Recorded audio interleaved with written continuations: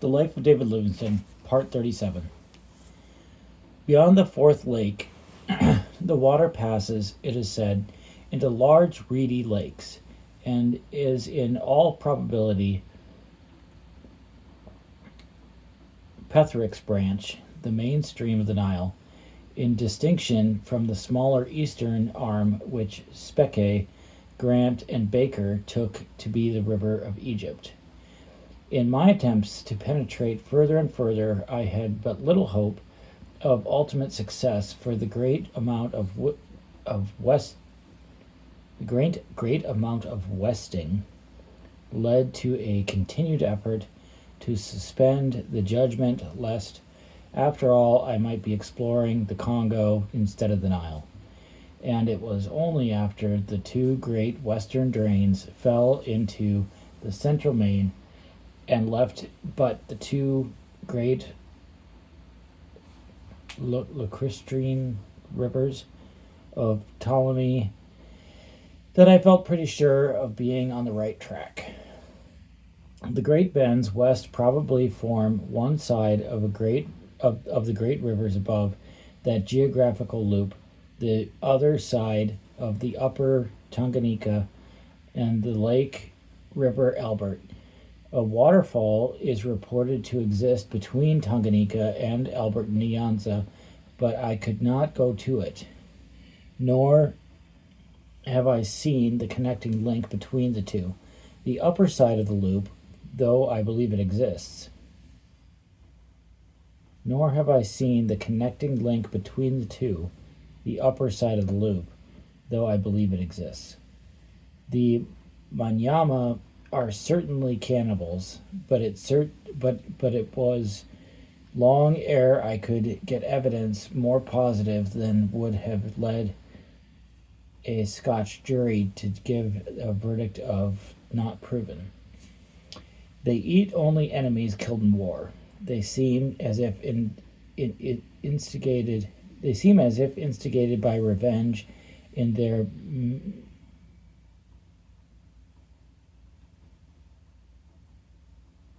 man-eating orgies. They eat only enemies killed in war. They seem as if instigated by revenge in their man-eating orgies, and on these occasions they do not like a stranger to see them. I offered a large reward in vain to any who would call me to witness a cannibal feast. Some intelligent men have told me that the meat is not nice, and made them dream of the dead. Ugh. The women never partake, and I am glad of it. For many of them, far down Lualaba, are very pretty and bathe 3 or 4 times a day and are expert divers for oysters. Markets are held at stated times, and the women attend them in large numbers, dressed to their best. They are light-colored and have straight noses, finely formed heads, small hands and feet, and perfect forms, and are keen traders, and look on the market as a great institution, to haggle and joke and laugh and cheat. Some seem the enjoyments of life.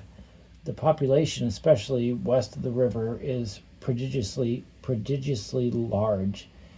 Near Loamani, the Bakus and Bakuns cultivate coffee and drink it highly scented with vanilla.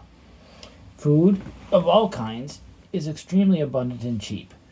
The men smelt iron from the black oxidized ore and are very good smiths. They also smelt copper from the ore and make large ornaments very cheaply. They are generally fine, tall, strapping fellows, far superior to the Zanzibar slaves, and nothing of the West Coast Negro, from whom our ideas of Africans are chiefly derived, appears among them. No prognathanous jaw, Bardur mouth, nor hark, nor leak heels are seen. Their defects arise from absolute ignorance of all the world. There is not a single great chief in all Manyama, no matter what name the different divisions of people bear, Manyama, Balaga, Babar, Bazari, Bukus. There is no political cohesion, not one king or kingdom. Each head man is independent of every other, and the people are industrious, and most of them cultivate their soil largely. We found them everywhere very honest. When detained at Bambare, we had to send our goats and fowls to the Manyama villages to prevent them from being stolen by the Zanzibar slaves. Manyama land is the only country in Central Africa I have seen where cotton is not cultivated, spun, or woven. The clothing is that known in Madagascar as lambs or grass cloth, made from the leaves of the muale palm. This dispatch, it will be observed, is about a year later than the one to our Lord Stanley, in which the statement occurs that the fact as to whether the Manyama were man-eaters was, quote, not proven, quote, though the explorer observed that they ate the gorilla, of which beast Dr. Livingston evidently has a rather favorable opinion as respects his disposition, and as surely holds his gross stupidity as clearly demonstrated. In the development of instinct, there appear to be several animals in Africa approaching nearer the capacity of reflection than the gorilla. In the development of instinct, there appear to be several animals in Africa approaching nearer the capacity of reflection than the gorilla. So that doesn't make sense to me.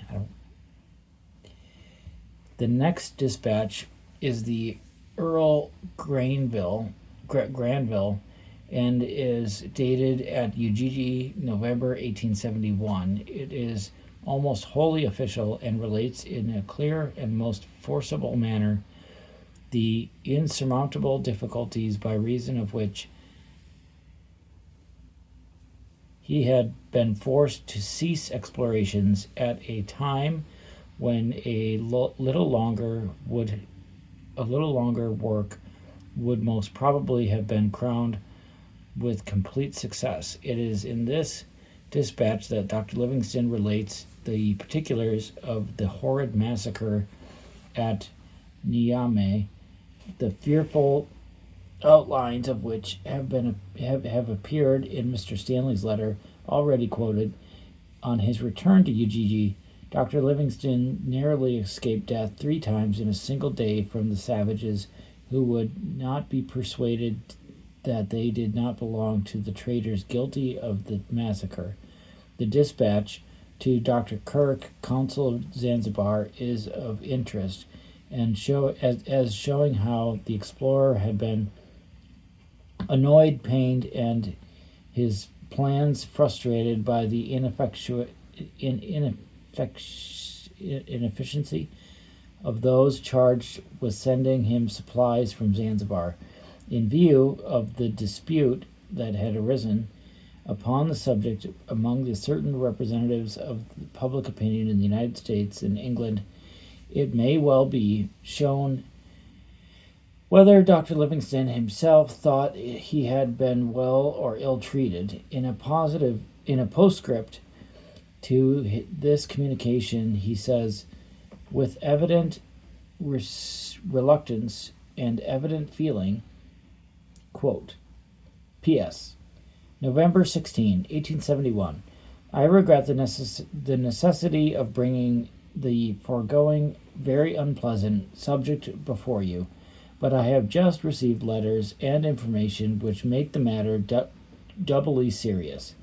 Mr. Churchill informed me by letter of September 19, 1870, that Her Majesty's government had most kindly sent £1,000 for supplies to be forwarded to me. Some difficulties occurred to prevent £500 worth from starting, but in the beginning of November all were removed. But it appears that you had recourse to slaves again, and one of these slaves informs me that goods and slaves all remained at Bagambigio 4 months or till near the end of February 1871. No one looked near them during that time, but a rumor reached them that the consul was coming, and off they started 2 days before your arrival, not on their business, but on some private trip of your own. These slaves came to Uniambe in May last, and there they lay till war broke out, and gave them in July a good excuse to lie there still.